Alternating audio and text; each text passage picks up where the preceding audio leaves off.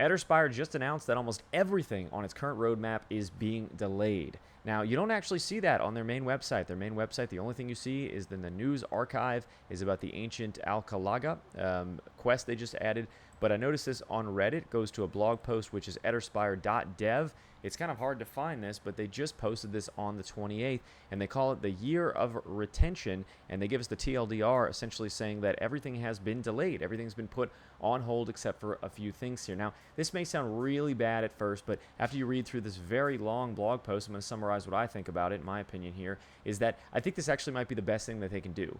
I think pushing everything back and just taking a minute to deal with the actual core game is what they need to do, because it's not that they lack content. Fishing has like hundreds of hours of content, if you could call that content, but it is just grinding and repetitive. The core gameplay loop is not that fun after a while. It gets very boring. Now, maybe some people will disagree with me on that, but I've played this for, I don't know, probably close to 24 hours, which is very nothing for most people. But if you're putting 24 hours into a game and 15 hours in, you say, I'm just doing these hunt quests, they're the exact same, I'm pretty much just looking at my phone barely, clicking the same buttons over and over again, there's nothing interesting. The trials are exactly just copy and paste every single time, and I hear most people complain about this, and the only reason we're still there is because of the community, because of the social, the friends, the people that are there, but the game itself is just really lacking as you continue with that loop. So I think taking some time is actually one of the best things that they can do. So what is actually delayed? Well, the developers are moving everything currently on the engineering roadmap to a later date, with one major exception: woodcutting.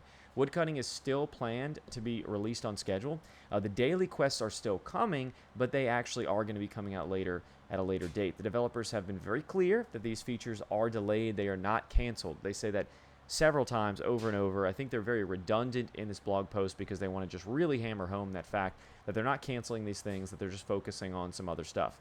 So what is the direction they're moving to? Well, internally, the developers have called this the Year of Retention. We saw that. They actually posted this on their wall in their original office, or one of their older offices. It says here they don't have this anymore because they lost it. They lost the image.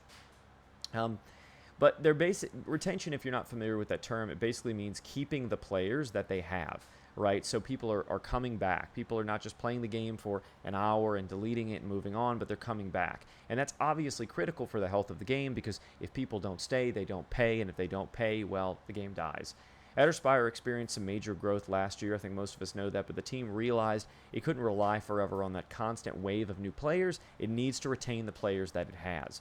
So the data and the player feedback, I don't have the data, but I definitely see the player feedback playing it myself, is that some new players are leaving before discovering what makes it actually even good, which to me I think is the community, or just there is lore, but the lore is sort of like hidden. And so the conclusion is that before adding all of these new features, the central gameplay needs to be more fun.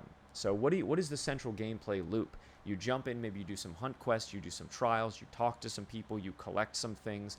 That needs to be less repetitive and more interesting. I think if you played Eterspire any more than, 10 hours, you're going to get to a place where you try out a trial and then maybe a secondary trial and realize that it's quite boring. It's not, really that amazing. We want these boss fights to feel like boss fights, not like the exact same thing. I mean, it literally is just a new asset. It's a new skin.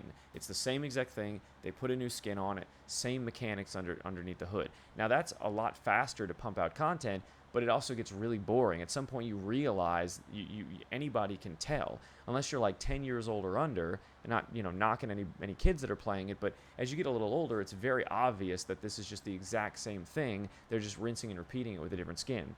So the biggest play-in improvements are combat, enemy variety, hunts, and the leveling and scaling, which, if you think about it, these are the three things you're mostly doing. Combat, you're fighting enemies, you want more variety, and then the hunts themselves and the feeling of leveling up.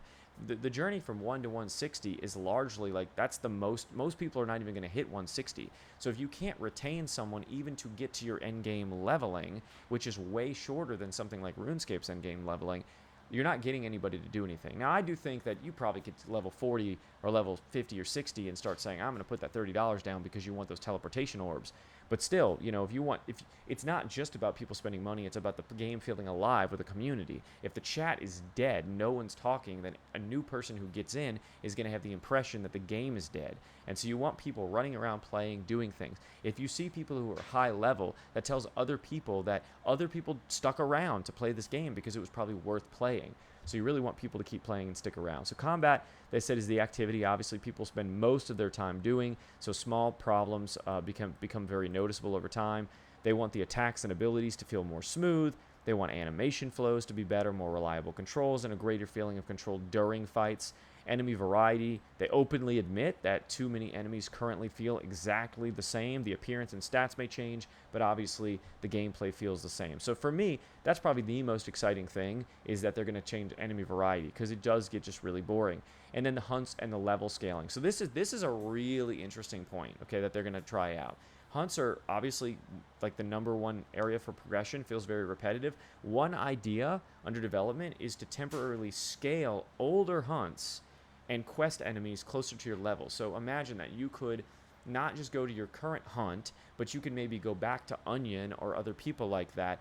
Maybe you love the beginner area, and you say, but you can't fight those enemies anymore. Even though you liked fighting that enemy, maybe you just like that area. I forgot the name of the area, but it's like more of a Halloween-looking place. That's probably one of my favorite looking spots. I just think it looks cool, and I would love to just level in there because I like the vibe in that area. But you can't get that because I have to move on to the desert or some other place that maybe I don't care as much for. This would allow you to sort of stay in areas that you enjoy leveling in, because the enemies was then scaled to you based on that, based on your level. I think that's a really cool idea. Obviously, that can make older areas feel useful again and allow high-level players to revisit more of the world instead of staying in only those areas, because that is what happens. They just stay in these one little... You'll see older like 160s in the beginner zone because of the Heroes Tavern. That's like the only reason you're going to see people in there, because it's the convenience tavern. Besides that, you're not going to see anybody of high levels in any other zones, which also means that people aren't really cooperating, hanging out, or doing anything together nearly as much. They're not even, and then lower level people aren't even getting to see that there are higher level people or higher level gear or things that they might aspire to get. They also focus a lot on the idea of performance and accessibility.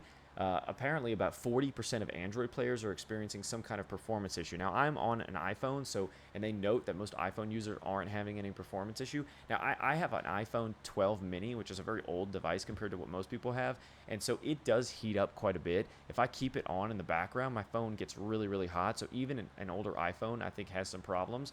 So they think they can fix that a lot because, again, people are dropping off. They're downloading the game. They're not staying with the game. That's what retention really is. And so they're just dropping off. If someone jumps into the game and they can jump in almost instantly, the game is working properly, they can have fun as quickly as possible, that's going to be your key for retaining people. So it's not just about performance, but accessibility. They noted that it takes anywhere from 10 to 20 seconds before you're actually playing the game. Now, that may not seem like a lot, but if you're just sitting there maybe at a doctor's office or in between school classrooms or something, and you just want to jump in instantly, that 10 to 20 seconds does stop people because it's taking too long. But if you can get in within the first 1 to 2 seconds, you're immediately doing something fun.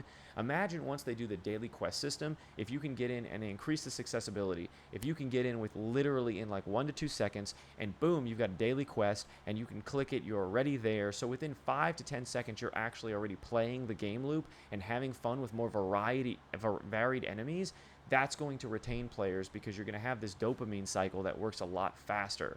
And so I think performance and accessibility will help quite a bit. They do talk about daily quests and social features. They say, yes, daily quests are still planned, but that is going to be pushed a little bit further. They want it to be quality.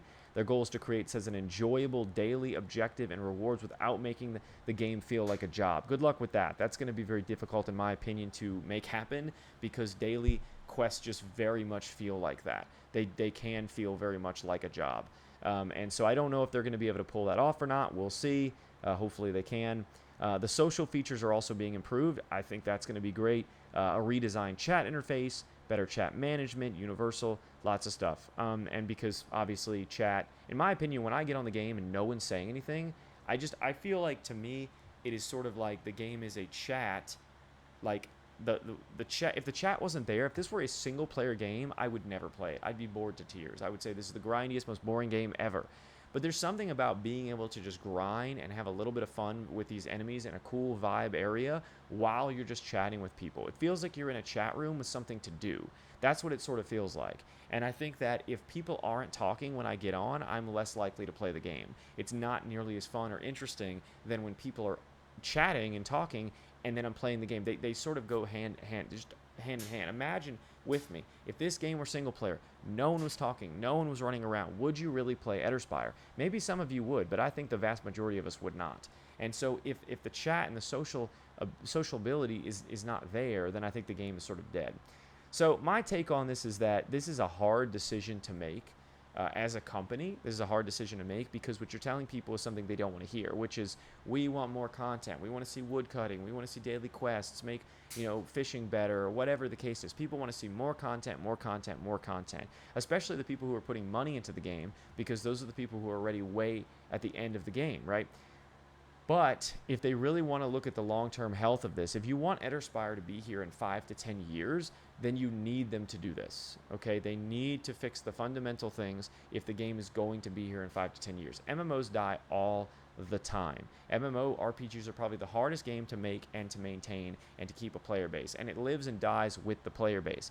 Yes, 2025, they had a huge increase in players, but that does not mean that's going to stay. Lots of people tried the game, but it sounds like a lot of people didn't stay, which means they tried it out, they heard about it, marketing went hard, but then they tried it and didn't like what they tasted, or they tried it and said this was fun, but not fun enough to stay. There are other games that are better. We have to be honest, there are a lot of other MMOs that people could be spending their limited time on, and so Eterspire has to show itself to be unique, to hold that niche of players, that they're not going to just play the game for a couple hours, but that they're going to play the game for weeks, months, and years. Because MMORPGs are long-term commitments. They're not something that you just play, like I said, for an hour. It's something that you remember and you play for years. Curious what y'all think about this, if you're upset about some of the daily quests or other updates not happening, or if you feel these pain points and say, yes, this is definitely the right direction. Personally, I think it's the right direction, but I'm curious what everybody else thinks.